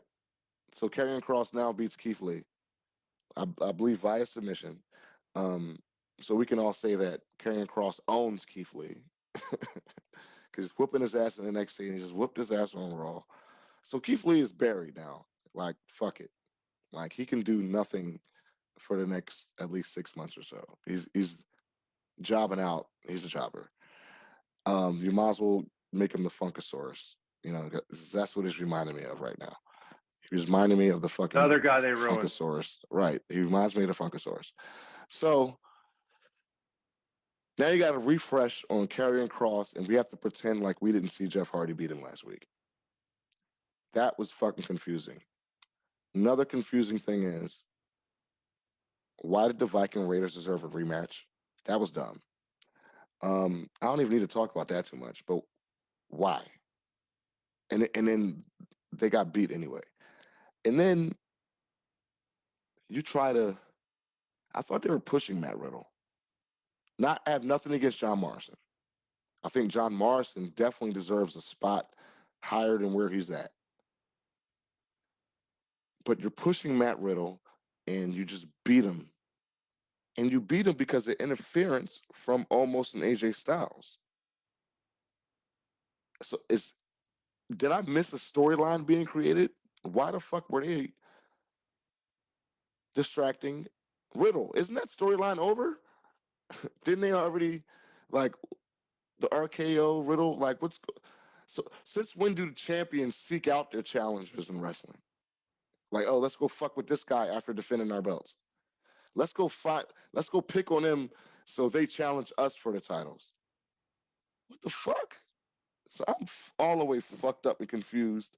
And then let's just say it, man. Reginald beating R-Truth for the 24/7 championship was just like, what are they doing on Raw?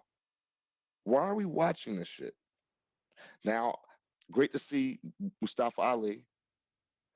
Great that they're using Mansoor finally, because they only used him in Saudi Arabia, really, and a little bit on NXT. But he was more like an ambassador. So they're wasting his talent. So it's good that they're not wasting his talent anymore. And actually, him and Mustafa Ali look really good together. You know what I'm saying? You beat Rocknar and Akbar, aka Mason T-Bar. I hate their fucking names. Like, who are these fucking guys? Right? So if they're supposed to be bodyguards, you just jobbed them to 2 cruiserweights. And I love Mustafa Ali, and I'm glad to have Mansoor, but you just jobbed out the bodyguards, basically, of MVP or whatever, to 2 cruiserweights. So I was confused by the whole fucking show. Fine, Drew McIntyre's storyline with Jinder Mahal is continuing. I'm cool with that. I'm also don't care about it. I'm cool with it, but I don't care. So I'm fucking confused about all of this shit. I have no reason to talk about Eva Marie at all. This whole thing is a fucking mess, if you ask me. It's a hot fucking mess. I find Drew McIntyre a lot less offensive when he's in the mid card where he belongs. Like, I feel like the criteria when you're a main eventer and the standards are way higher. So it's like, okay, like with Drew McIntyre in the main, like when he's in the mid card, okay, yeah, all right. When he's in the main event, to me, it just turns from, okay, yeah, the guy's okay, to this guy fucking blows.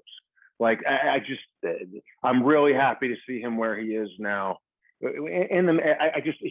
like Vince Russo said the other day on his podcast, he said there's certain guys that just don't have it. There's guys on TV who aren't cool trying to be cool. And I just thought that that's Drew McIntyre. I don't think he has charisma. I don't think his delivery is great. I think sometimes he does well with some really shitty material. But for the most part, I just don't think he has that like, I don't think he has the charisma. I don't think he has the cool factor. I just don't think he belongs anywhere near a main event. That being said, again, like I thought the stuff in it with Jinder Mahal, I think for what that is, I think that's pretty good.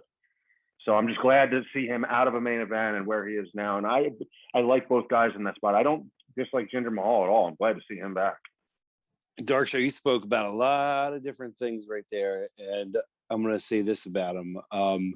WWE right now is like a Trivial Pursuit card with no answers. They have all these things going on, but they don't know what they're doing. The only thing they know is they're waiting for Randy Orton to come back to do something with that. I don't know when he's coming back. Nobody's really said what's going on with him. Like, they haven't even said if he's sick per se. Speaking of being sick, though, isn't it funny that Jeff Hardy got COVID after he wrestled Karrion Kross, because I think that's very funny to me, in my opinion. Because if you know Karrion Kross, Wait. you know, Let's clear that up real quick. Shouts out to Jeff Hardy. We hope you get better. It's not funny that he caught COVID. no. The situation that WWE Situation is fine. by Absolutely. beating Karrion Kross and then that happening is funny. Yes. Well, Go I ahead. think it's funny because if you didn't know Karrion Kross, he didn't want to take his medicine, if you know what I mean. So it's more like, wow, that's what happens there. Then you just like with Karrion Kross, I don't really know what they're doing. Like they said they want to move him up to the main roster, but they bring him in and he's just like loses 1 week, wins. Is that going to be every week with this guy? Because then you're just like, what? You're just ruining it. You put him on the list. Another guy they're going to ruin. Then everything else is just like, it's just so confusing. Like they used to have a super show with like celebrities and all this other stuff going on every week. And it was an entertaining show. I could pay attention to what's going on. Now I'm just like, why is Reginald still around? Like, why are some of these people still employed? Why are they still on the show? Why are they not even still on the show? Why are they part of big storylines? I don't understand it. It's like, what's happening right now? I feel like we're getting like Raw. You watch SmackDown and SmackDown's like Raw.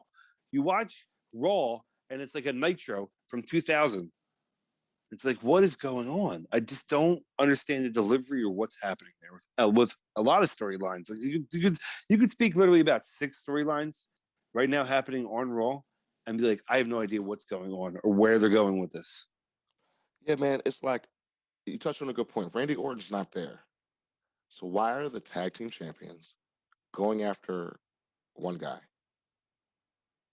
Like, what's that going to accomplish? They're the champions. They should be pursued. Again, the champions don't just go after a guy with like, yo, challenge us for the belts, even though you don't have a partner. The fuck is going on, yo? That's some fuckery. That's what I call it. I call it all fuckery. Glad to see Mustafa Ali. Good to see Mansoor. I think the guy's talent, and they were wasting that shit. Good to see Damian Priest and Sheamus. Everything else was bullshit for the most part. We're getting Lashley and Oldberg. We touched on that. Oldberg has to lose. But in the meantime, what we didn't talk about is the burial of Cedric Alexander and Shelton Benjamin. What are they doing? So if they're not in the hurt business, they're jobbers. Fuck it. Like they ain't shit. Let's just keep feeding these guys to Lashley. You know what I'm saying? How about they find something else the fuck to do?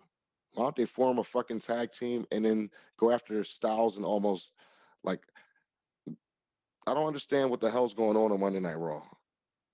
Like at the top of the card, I understand. Lashley, Oldberg, I get it. Sheamus and Damian Priest for the U.S. title, I get it. Everything else, fuckery. But I was really disappointed in Monday Night Raw this week. So we are going to move on. Chimby, did you watch NXT? What happened there? NXT, the big news on NXT is we got our main event for TakeOver. That's right. We got Samoa Joe taking on Karrion Kross. Let's talk about it. I already know what's going to happen because Karrion Kross is debuting on the main roster. Samoa Joe's getting the NXT championship back. He's going to be one of those few guys who win the NXT championship twice. I'm all for it. I'm all for Samoa Joe wrestling. So if you give him the belt, that means he's going to be wrestling full-time for NXT, at least for the foreseeable future right now. Who's he going to wrestle after Karrion Kross? Because obviously Kross is going to be on the main roster. I don't know, but there's a lot of guys he can wrestle. There's a lot of guys that he hasn't wrestled. We will at least get new matches. I am happy to see Samoa Joe back and wrestling and in a main event somewhere. Give him the title and then develop Karrion on the main roster. What you got for that, Joe? Yeah, man, I'm right with you. I can't really add anything. I think you said everything right. I agree. Not just agreeing to agree. You're right, man. All for it. I think NXT is a really good program, and I think that when Samoa Joe wins the title, I mean, most likely what's going to happen. I think it's going to be even better. They're really good there. He's really good. Like his segment tonight was really strong with Regal. Like I'm looking forward to seeing more. You know, looks like it's setting up for some real good programming there on that show. Samoa Joe is our Drake Younger from last year. You remember Drake Younger? got fired. They brought him back. Everyone was excited. Everyone's more excited for this. I feel like they released Joe. We brought him back. Everyone's been going nuts. I told a lot of people, oh, he better wrestle soon. I'm like, no, let him marinate. Like, what do you mean? I'm like, bring him back. Just let him marinate. Let it wait like a good steak. Just let it sit. Wait to enjoy it. And then when he finally comes back, it's going to be something special. I knew it was going to be a mid-card match. Johnny Gargano. No, they're going to put Samoa Joe on the main event. You haven't seen him. I think we are going to see a different Samoa Joe than what we're used to. And that match is going to be like out of this world. Out of this world. That event there can be potatoes, wrestling carrots. I don't care what the other matches are. That match at that pay-per-view is going to be insane and a 5-star classic. Samoa Joe is going to show WWE, you should have done this sooner. You should have brought me back way sooner. He's going to show them, like, look, you should have brought me back. So I'm really excited for this match. Yeah, I agree. I think they're going to fuck each other up. I think we're going to see a lot of high impact, powerful, fast submissions, all types of shit, man. I think this match is going to have a match of the year potential, and Joe's going to go over. You know what I mean? What else happened on NXT, Chen? Well, we were right about something. We predicted that Dakota Kai would turn on Raquel Gonzalez, and finally it happened tonight. We predicted this weeks ago. So let's talk about this. I think it's fun. I think what they're doing on NXT is what they're not doing on Raw as far as these women. They're giving them a shot. They're giving them time. They're developing their characters. It's not always about the world title, but it can be as long as the storyline is right. I think Dakota Kai is the future star. I mean, she has great moves. Like her finisher, like the chiropractor is fucking outstanding. She's a main roster talent, and I think they're prepping her for that now.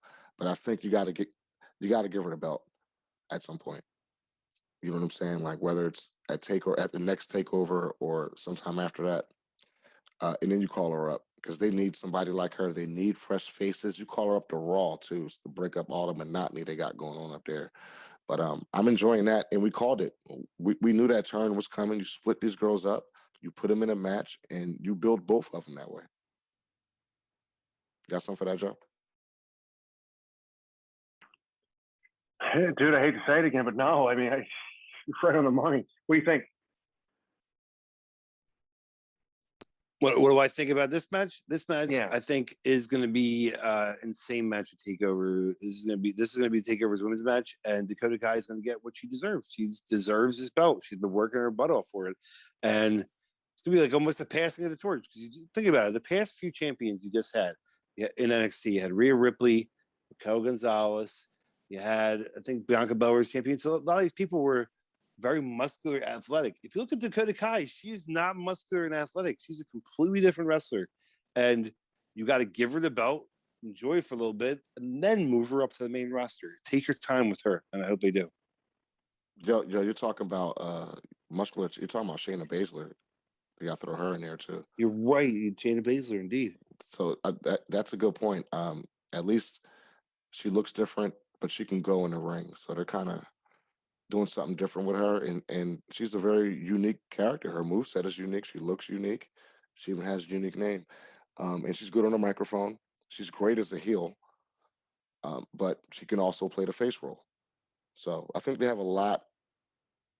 They have a lot in Dakota Kai, and I hope they see it. But what else happened, Jen? What also happened was returning. Ridge Holland returned. So let's talk about Ridge and how much of a beast he is. I mean, I need to see more of him. You know what I'm saying? I need to see more of him. I mean, what has he done? I mean, he looks great, but he returned from what? Like, what did he do before? Jim? Well, he got injured. I mean, he got injured. He was looking great before that. Like before he got injured, he was looking like a championship contender. Like he should have been there going on that way to do that. He's great. He's great wrestler. Can speak on the mic. Knows the kind of doesn't try to overdo his character or anything like that. Knows what he should do. I think he's a guy that can be the next like North American champion. That's the guy that's going to beat Swerve Scott right there. I'm calling it now. We'll see. It's like I said, I need to see more of him. Joe, have you seen this guy? I haven't seen enough of them. Just listen to what you guys have to say. But I mean, I think everything's shaping up for the next takeover. I think this show looks absolutely fantastic. Takeover's going to be fantastic. Yeah, right. Definitely, especially at the top of the card. What's going on with the NXT Tag Team Championship, Shimby? Are they doing anything with those? From what it looks like, MSK is just waiting for their next challenger. I haven't really seen anybody jump out yet, but I mean, it could be like the thing about NXT is they always have somebody moving up. I think if anything, the next tag team, the next people to challenge MSK for the belt is going to be some kind of tandem from Diamond Mine. That's probably Roderick Strong and one of those guys. That's where I think it goes there. But from what I see, nothing has been fully announced. I think they're starting with the main event picture of Takeover, and the next few weeks they'll probably trickle down and get the rest of the matches together. Yeah, because they kind of made a big deal out of those tag team titles for a while. And for them now to have like really no direction, you know what I'm saying? That's a little confusing. So that gives me pause with NXT. Again, I'm not saying they have to be perfect, but they made a pretty big deal out them tag team titles. So they have to continue to kind of push that to keep them titles relevant because there's so much other shit going on that the tag team titles in NXT kind of fall to the wayside or get kind of pushed to the back burner. You know what I'm saying? Anything else happen on NXT worthy of talking about?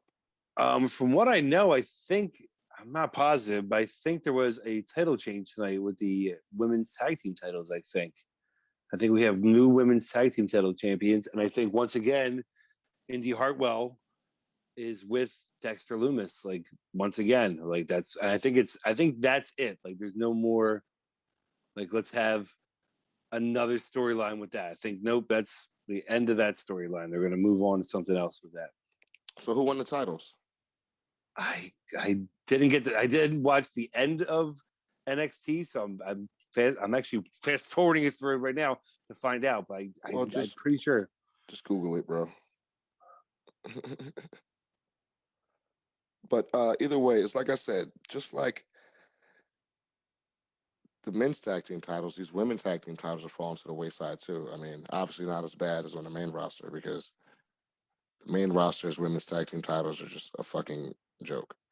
You know what I'm saying? They gotta figure this out though. You know what I mean? Like they gotta like figure out what they want to do with all this. You know what I mean? So what's up with this Adam Cole Bronson Reed situation? You guys hip to that?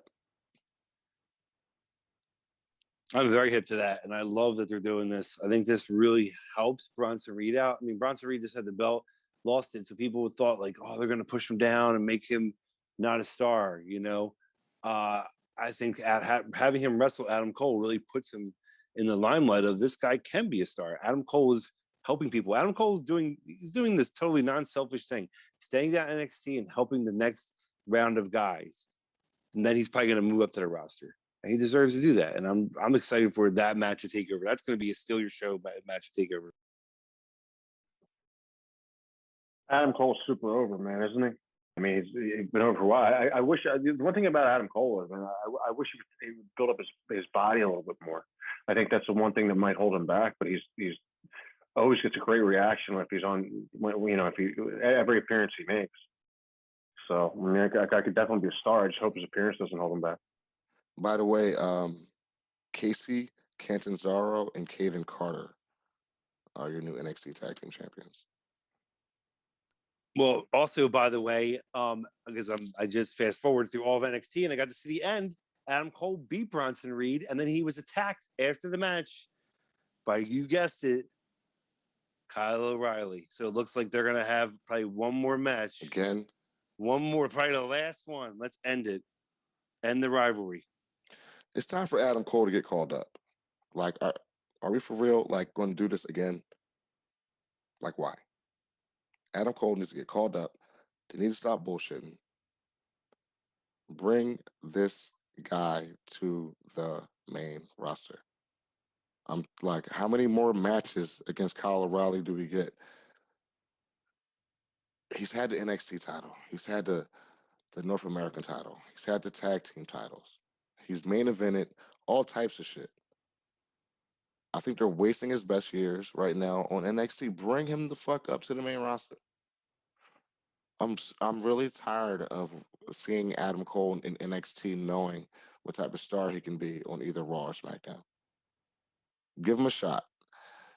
This is another confusing thing. Karrion Kross has been there for how long? And he's already debuting on the main roster. Adam Cole's been there for fucking ever. Why doesn't he get a match against Jeff Hardy? What the fuck? But here's my question with that. So what you just said. So you would rather, what would you rather have? Them bring up Adam Cole to be a superstar, or them to bring up Adam Cole to be what happened to Karrion Kross, to get rolled up by Cedric Alexander or something? No, I'm not saying, WWE's booking is confusing sometimes, but give him a shot on the main roster. Maybe they can't bring him If up. you Maybe give- they can't bring somebody up yet because they don't have they don't have somebody like, hey, we can't bring you up yet because we don't really have a storyline for you. All right, that makes sense. I wouldn't want to be brought up to be a jobber. They don't have a storyline for anybody on Raw. Really? I mean, they do at the top of the card, and then you got like the McIntyre, Jinder Mahal situation, and then Sheamus is just defending his title. Like, if you want to call that a storyline, it's the number one contender shit. So, I mean, there's no reason why you can't bring Adam Cole to either Raw or SmackDown. You don't have to put him in any type of title picture. You just bring him in, you debut him, you let him beat a few guys, and you develop his character to people who usually don't watch NXT, and you see where it goes. But with him being in NXT, you know what you have. You just keep using him as a filler. Give someone else a shot.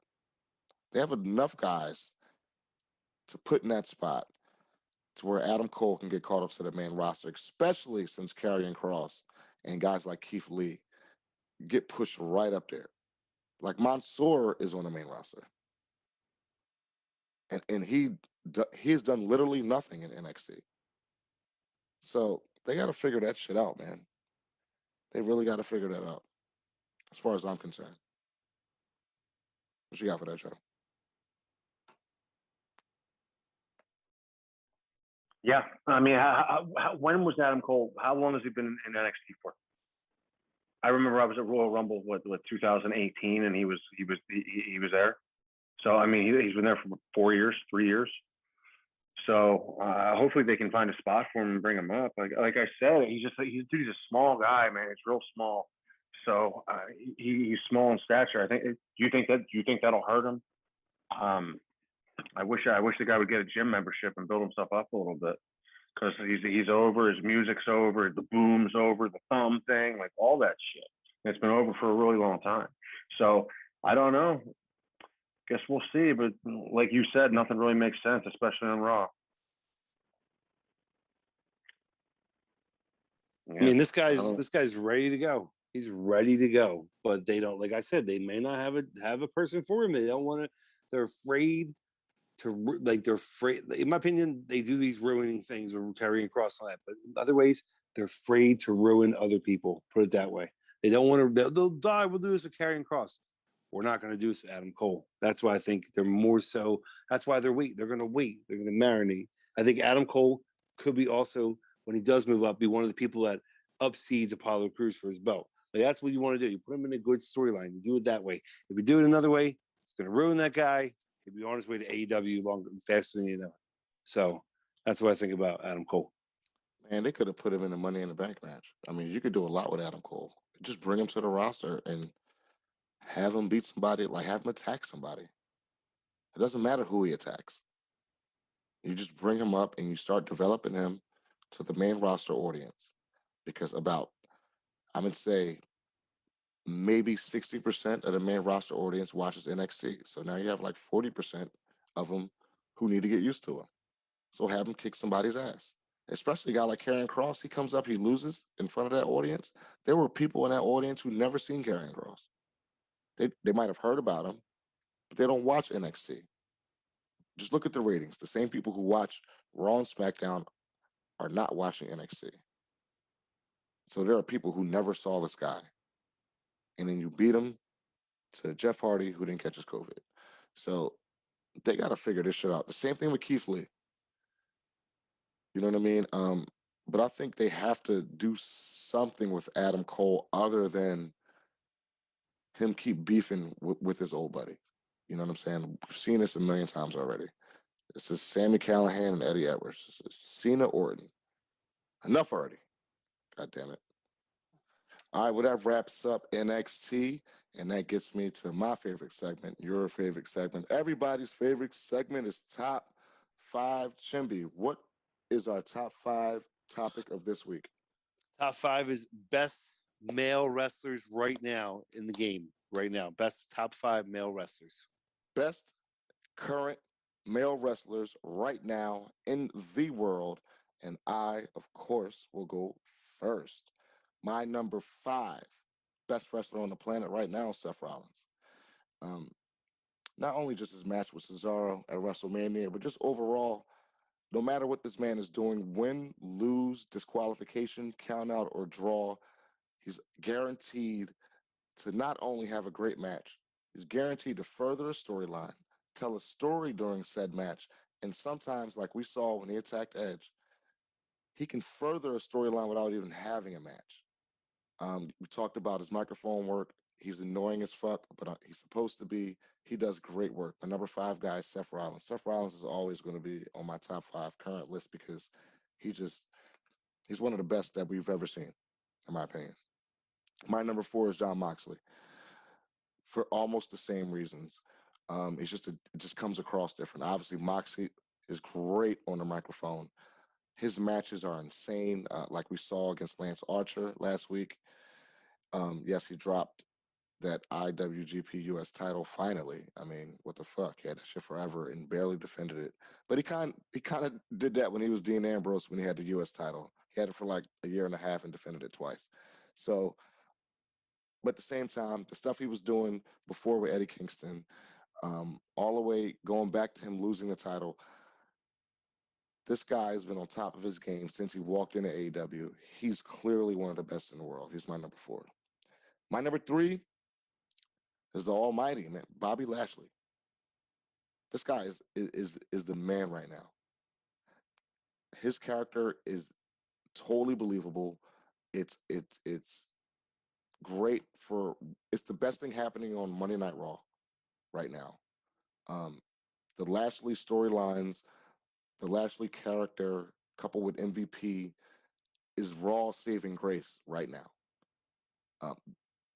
Lashley has been putting on phenomenal work, especially at his age. He looks like he's at his peak. He's in his prime. And I thought, when he came back, he was past his prime. No, this guy's gotten better. Lashley is awesome, and for the first time, he makes my top 5. Number 2 is the big dog, Roman Reigns. Roman Reigns been putting in mad work, man. I mean, you can't really say anything bad about what he's been doing. We can talk about the booking. He doesn't control the booking. He does what he's booked to do, and he does it extremely well. We all thought when we saw him with Paul Heyman was going to be his mouthpiece. He almost doesn't need Paul Heyman to be the mouthpiece for him. Paul Heyman is there to hold the fucking title. He's there to be the manager. But Roman Reigns is in charge of like 3 storylines. He has his own storyline going. He just came off of a storyline with like Rey Mysterio and Dominic. And that storyline was intermingled with the Usos. And he has his own storyline with his own cousins, the Usos, with this whole head of the family thing, and Jimmy and Jey Uso acting like they're feeling it, but they're not really feeling it. So we don't even know what's going on with that. You add Finn Balor to the mix. This guy is holding it the fuck down on probably the best show, the best weekly show in wrestling right now, even better than Dynamite and Impact. SmackDown is great, and a large part of that is Roman Reigns. He's my number 2, and obviously my number 1. I mean, I think it goes without saying that Kenny Omega is doing some historical shit right now.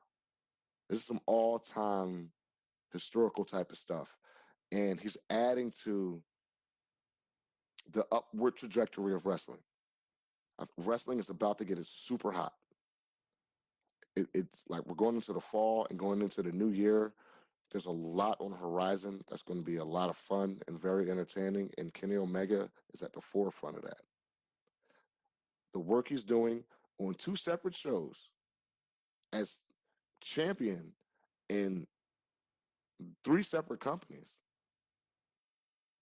and still able to produce content, produce great matches, follow through with storylines, and still be not stale and not like they're not giving us too much of Kenny. It's just right. And nobody is doing what Kenny Omega is doing right now. So that's my top 5 to recap. Seth Rollins, number 5. Jon Moxley, number 4. Bobby Lashley, 3. Roman Reigns, 2. And Kenny Omega, number 1. What you got for my list, guys? I like your list, but I'm going to comment one thing that I want to ask you as a true question. Does being a champion make you the best wrestler? No. Being a champion Okay. does not make you the best wrestler.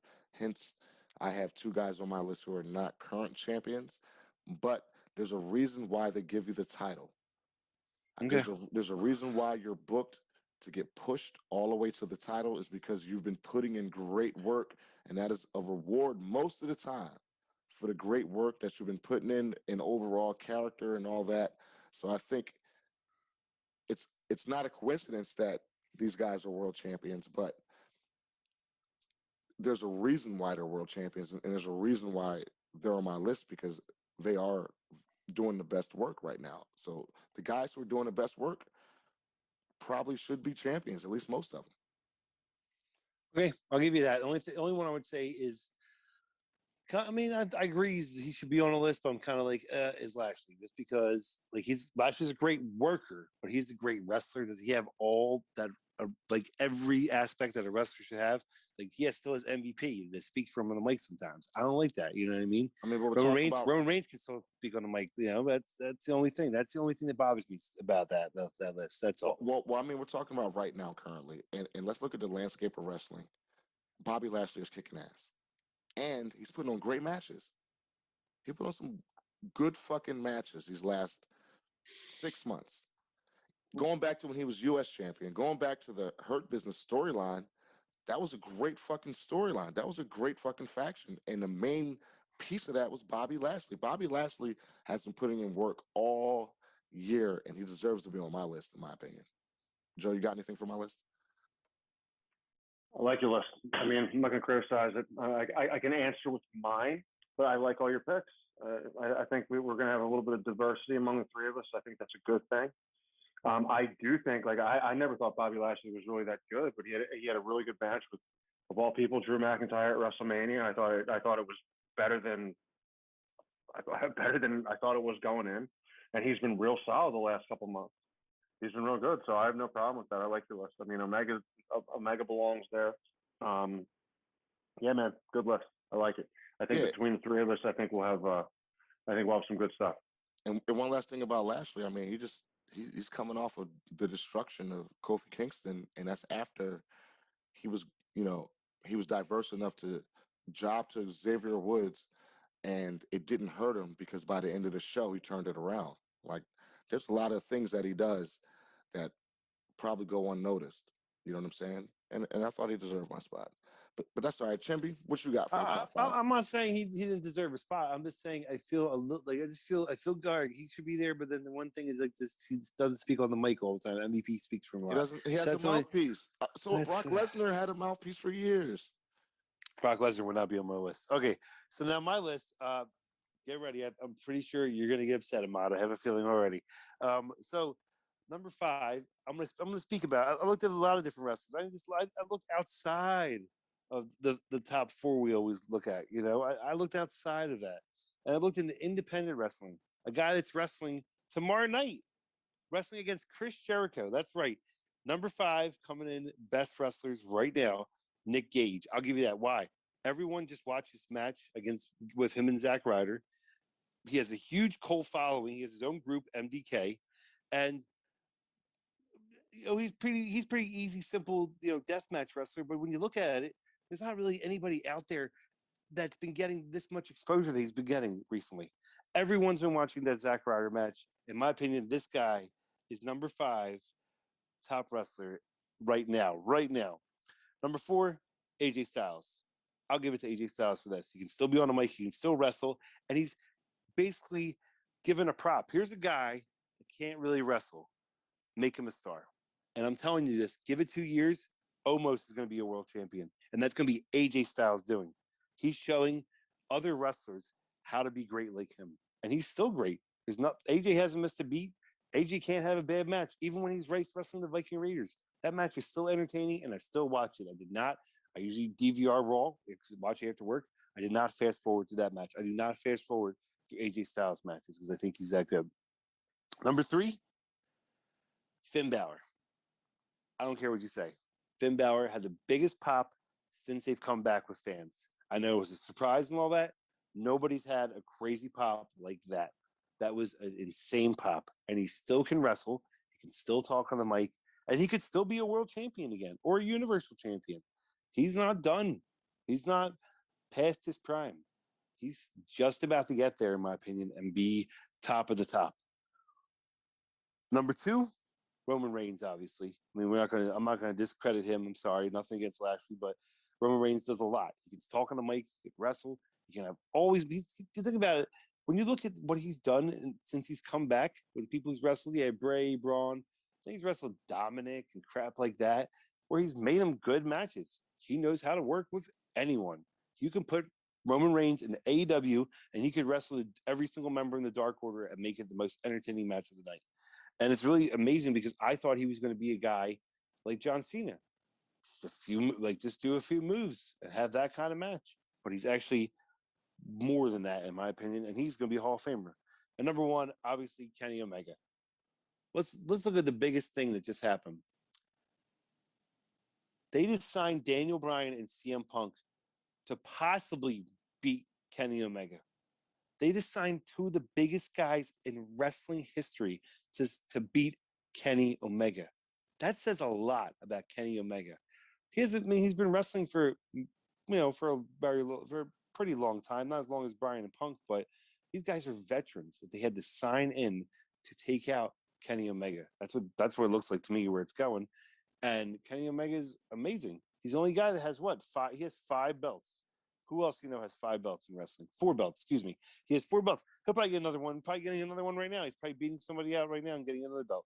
But he is the top of the top. He's not. There's nobody else above him, in my opinion. He does it all. Bro, I'm about to roast this. Yo, I'm thinking you made this list just so I could roast it. Like, I've heard you make some trash ass lists before, bro. But this one right here is hot garbage. It's not all the way shit, landfill, manure, but it's some hot fucking dumpster fire type shit going on. Let's start with Nick Gage. You just came at me about Bobby fucking Lashley, and you're gonna put Nick Gage on your list? First of all, you put Nick Gage on your list, and you didn't have Seth Rollins or John Moxley, and you're gonna sit there and fucking tell me because he had a match with Zack fucking Ryder, and he had a couple of appearances in a stupid ass documentary on Vice that we didn't even cover. Did we cover that dumbass documentary? No, we skipped it because he's fighting Chris Jericho tomorrow night. Remember that? I'm not done. I don't care. Who gives a fuck? Jungle Boy fought Chris Jericho. Is he on your list? He's not better than Jungle Boy. Nick Gage, he's great with hitting people with light bulbs. When was the last time this nigga did a suplex? Best wrestler? You just came at me about Bobby Lashley not wrestling or not being good on the mic, and you're going to put Nick fucking Gage, the light bulb Bob Wire motherfucking master, on the list? Last time this dude did a DDT that wasn't on Thumbtacks. The fuck out of here. So, okay, let's move on. AJ Styles could have made my list, but I take exception to something you said. Almost would not be a fucking world champion. Just shut up. Finn Balor, last time he wrestled. Last time he wrestled, he lost. What do you mean? He wrestled Sami Zayn and beat him. Okay, What are you talking about? He just came back, bro. He hasn't done anything to warrant being the top 5 in the world. He hasn't done much. But I'll give you that. I'm 50-50 with Finn because he is good. And while I agree that Kenny Omega is the best, why every single time we bring up Kenny Omega on the show, the first thing you want to talk about is beating him? Like, you just can't wait to beat this dude. When Samoa Joe got released, bring Samoa Joe in to beat Kenny Omega. Bring in Aleister Black to beat Kenny Omega. Now it's Daniel Bryan and CM Punk. Bring them both in. Just have him just jump the motherfucker in the alley and take his titles. Fuck it. He has to do a triple threat match where all of his belts are on the line against both of those dudes, and they're going to both pin him and split the titles. That's basically what you want to happen. You keep beating this guy. He's the best wrestler in the world. Let him be. So, yes, your list goes in the dumpster. I put kerosene on that shit, and I set that bitch on fire. Joe, what you got? All right, here we go. I got some honorable mentions. All right, honorable mentions. Big Match John has to be there as an honorable mention. Yeah, I know you don't like him, but he has a fantastic pay-per-view matches. Everything he's in is fantastic. I got to put him up there. Roman Reigns is an honorable mention. Guy is fantastic in the ring. There's no question about that. Can you guys hear me okay? You hear me okay? Okay, cool. Roman Reigns is absolutely fantastic in the ring. He's charismatic in the ring. His matches are awesome. He's got his current persona down. I think when he is in other roles, when he's speaking, I think that's the area that he lacks. I don't think he has. His charisma is still not great. It's okay. I think he feels like I think at times he's reciting lines again. I feel like he comes off like a bad actor. Now when he's in the ring, I feel like that disappears. His facial expressions, the way he talks, the way he yells like Jimmy and Jey Uso when he's in there. Like, I think he's great. I just think in other aspects, I just don't think it's there. But I love what he's doing. I just can't look past that. Let's see here. Okay. Number 5, Daniel Bryan. The guy's over. The guy can work. The guy can do it all. Heel, babyface, comedy, everything. I'm really excited about him going to AEW. So Daniel Bryan. Number 4, Chris Jericho, one of the greatest wrestlers of all time. Can do it all. Can talk. He's a huge star. I think people are going to tune in to watch him wrestle. The guy's just fantastic. His new ring entrance is fantastic when everybody sings along with him. Okay, so I'm putting Jericho there. I really want to put Brock on this list, but he hasn't wrestled in a long time, and I'm going to go with Brock, and I'm going to go with John Cena, and this is why, because this is how I feel. This is what Cena said about Lesnar. He said, I genuinely think he has a good understanding of who he is. I think he's the best at what he needs to be dominant. He's the best in situations of jeopardy. He makes people better. He has a mystique about him, and he'll draw eyeballs to watch him. That's why I put Lesnar there. I think when you watch Lesnar's matches, when it's not just a suplex city, big move, blah, blah, blah, bullshit over and over, I think the other matches where he actually has to sell, I think he's terrific. The way he sells his ribs, the way he pops back up. When Lesnar, when he wasn't losing for a long time, in every match he brought you to thinking like, okay, he might lose here or there. If you go back and watch that, I think he's fantastic. I think his work is highly underrated when he's not in the whole suplex city gimmick. Where am I? Okay, so Kenny Omega, number 2. The guy's fantastic. He's one of the best wrestlers in the world. The guy's great. He does it all. And number 1, I go the guy who I think is the best wrestler in the world and WWE's MVP since 2016, AJ Styles. I think AJ Styles is the best wrestler in the world. I think he can. I think what he's doing right now, almost okay, fine. He's in that role. I think at any day, AJ Styles can be in the title picture and have absolutely outstanding quality at the top of the card, quality promos, quality matches. He's believable, and I think given a position to be in a main event match, I think the guy can have the best match out of anybody out there right now, and that's where I'm going. AJ Styles. I think he's the WWE MVP since he got to that company, and I think people are kind of forgetting that right now. So, a little credit for AJ Styles. That's what I think. Feel free to disagree. My opinion. So there's a lot to unpack with your list. And let's start with your honorable mention. John Cena ain't wrestled in forever, man. He can't be anywhere near this list. Why is an honorable mention? It shouldn't be anywhere near it. My honorable mention is Okada. They're not the same. God, Yeah. that's just grown man John I haven't Cena. seen O'Connor wrestle in a while. I'm not a huge fan of him because Meltzer likes him. That's just a grown man John Cena fan pick. At Okay. least he wasn't on the list. I don't see how you don't have Roman Reigns on this list. But I that's agree with fine. you. I agree with that. I'm okay with Daniel Bryan. I'm definitely okay with Chris Jericho. How the fuck is Brock Lesnar on your list? I just wanted to talk about how good he actually is in the ring and how he doesn't get the credit that he deserves. Currently the best wrestler in the world? No, he hasn't wrestled. So okay, so he's not. So him and Cena aren't there. So if you want to take Lesnar out and put him in an honorable mention and switch with Reigns, I'll do that because of the turn thing. He shouldn't be. He shouldn't be near the list. All right. Well, he's I'll switch Lesnar with Reigns, but Lesnar's got to be an honorable mention because he's that good. While I agree with you with AJ Styles, there's no way Kenny Omega's not number one in the world. I mean, I know it's your list. If you give AJ Styles a main event situation, is he not going to have? Is his match going to be not as good as Omega? It is. No, I'm not saying that. What I am saying is what Kenny Omega is doing right now is historical. Agree. And if you're in the WWE, you can't do stuff like that. So I'll give you AJ Styles. I love Kenny Omega. I'm not saying that. I think Kenny is the man. So while I'll give you Daniel, Jericho, Omega, and AJ Styles to some degree.